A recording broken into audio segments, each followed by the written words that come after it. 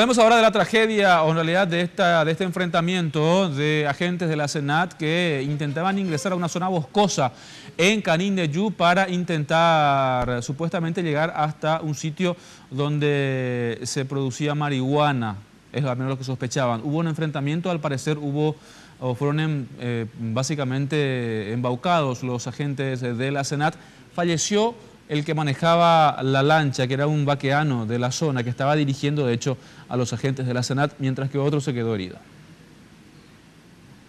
No queremos adelantarnos nosotros a decir que fue una emboscada o fue un encuentro casual. Lo cierto y lo concreto es que aparentemente esta gente reaccionó de esa forma ante la inminente pérdida de los campamentos y la droga que sabemos que están en la zona, ¿verdad? Los detalles de cómo se produjo, cómo se desencadenó esta situación, vamos a estar teniendo una vez que podamos recabar el testimonio de cada uno de los participantes, tanto de la SENAT como del Ministerio Público. Realmente la zona de Villa Gatimí históricamente es una zona de producción y acopio a gran escala. No es una zona dominada por una estructura en particular. Creemos que existen varias estructuras, varias organizaciones operando, por eso es que queremos aguardar un poquito con cierta reserva para definir y identificar tal estructura la que sería responsable de este hecho. Bien, y para tener más datos de lo que pasó en aquella zona, le escuchaban recién a Francisco Ayala, él es integrante del equipo de comunicación de la Secretaría Nacional Antidrogas. Nos comunicamos ahora con nuestro compañero Iván Páez, que estuvo siguiendo lo ocurrido en la zona de Canindeyú. Iván, buenas tardes.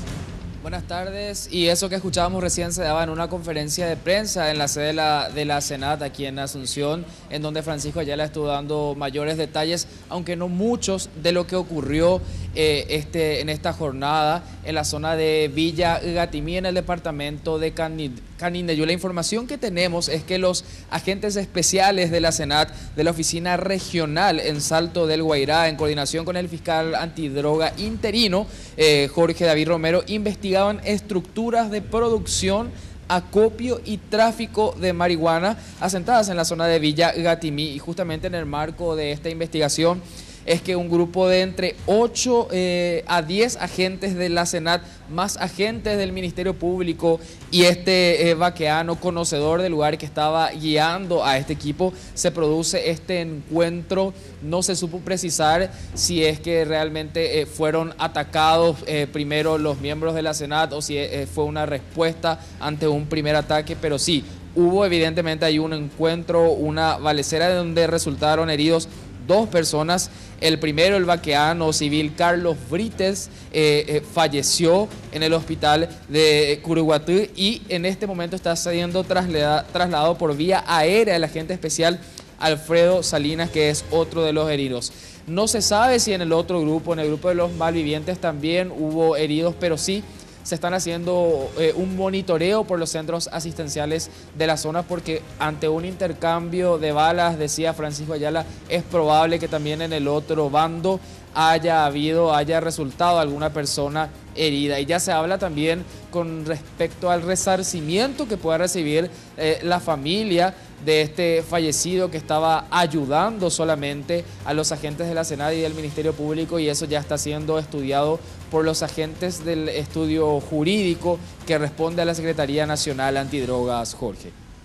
Bien, vamos a esperar seguramente más detalles de lo que pasó en aquella zona. Todavía, así como decías vos, hay muy pocos datos, ¿no? Hasta ahora solamente esto que informó, de hecho, Iván, y esto que está informando también el Departamento de Comunicaciones es lo que se sabe. En cualquier momento volvemos en caso que así sea necesario. Iván, muchas gracias. Así es, Jorge, un detalle más, es muy incipiente ciertamente, pero lo que sí se confirma es que este grupo encontró el campamento y se encontró también la droga que se estaba buscando, pero eso se tuvo que abandonar porque se priorizó la salud de las personas que resultaron heridas, y otros equipos ya están yendo hasta esa zona donde se encontró este campamento. Bien, Iván, muchas gracias. Gracias.